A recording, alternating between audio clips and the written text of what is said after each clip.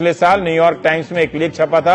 Economics के professor Sergei गुरिव और राजनीति शास्त्र के प्रोफेसर डेनियल ट्रेसमैन का ये लेख कहता है कि आजकल नए प्रकार के ऑथोरिटेरियन सरकारों का उदय हो चुका है।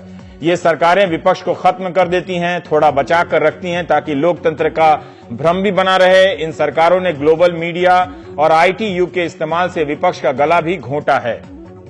अति प्रचार, बहुत ज्यादा प्रचार, दुष्प्रचार, झूठा प्रचार यानी प्रोपेगेंडा का खूब सहारा लिया जाता है। सेंसरशिप के नए नए तरीके आ गए हैं। सूचना संबंधी तरकीबों का इस्तेमाल होता है ताकि रेटिंग बढ़ सके। इसे भी अब फर्जी तरीके से बढ़ाया जाता है। नागरिकों को एहसास दिलाया जाता रहता है कि आपके पास कोई दूसरा विकल्प नहीं है, हम ही श्रेष्ठ विकल्प हैं। इस लेख में इन शासकों को नया ऑटोक्रेट कहा गया है, न्यू ऑटोक्रेट, जो मीडिया को विज्ञापन की रिश्वत देते हैं, मीडिया पर केस करने की धमकी देते हैं, नए नए निवेशकों को उकसाते हैं कि सरकार की आलोचना करने वाले मीडिया संस्थान को ही खरीद ले।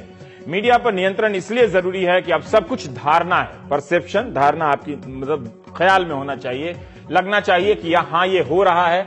लगातार विज्ञापन और भाषण आपको यकीन दिलाते रहते हैं कि हो रहा है। जमीन पर भले वो नजर ना आए लेकिन आप यकीन करने लगते हैं कि हो रहा है। रूस के राष्ट्रपति पुतिन ने पश्चिम की एक बड़ी पीआर कंपनी केटचम को हायर किया है ताकि वो क्रेमलिन के पक्ष में पश्चिम के देशों से लॉबी करे। कुछ लोग पश्चिम के नेताओं को नियुक्त कर लेते हैं ताकि जैसे नूर सुल्तान ने टोनी ब्लेयर को किया, या उनके किसी फाउंडेशन में चंदा दे देते हैं। इंटरनेट पर युद्ध सा माहौल चल रहा है, वहां लगातार जमीन कब्जाने का अभियान है।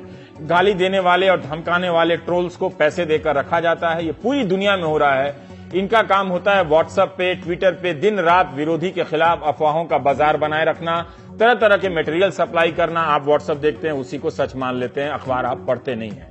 और अखबारों की भी वही हालत है। ये ट्रोल्स आपके कमेंट बॉक्स को सत्ता पक्ष की बातों से भर देते हैं, आपकी आलोचना को गाली दे देकर एहसास करा देते हैं कि पूरी दुनिया आपके खिलाफ हो गई है। ऐसा सोचने वाले आप ही अकेले हैं, आपके की तरफ कोई और नहीं सोचता है। विपक्ष की मीडिया साइट को खत्म करना भी इनकी रणनीति का हिस्सा होता जा रहा है, पर पूरी तरह से विपक्ष को समाप्त नहीं किया जाता। थोड़ा सा बचा के रखते हैं ताकि आपको लगे कि नहीं, लोकतंत्र है, हम लोकतंत्र में हैं।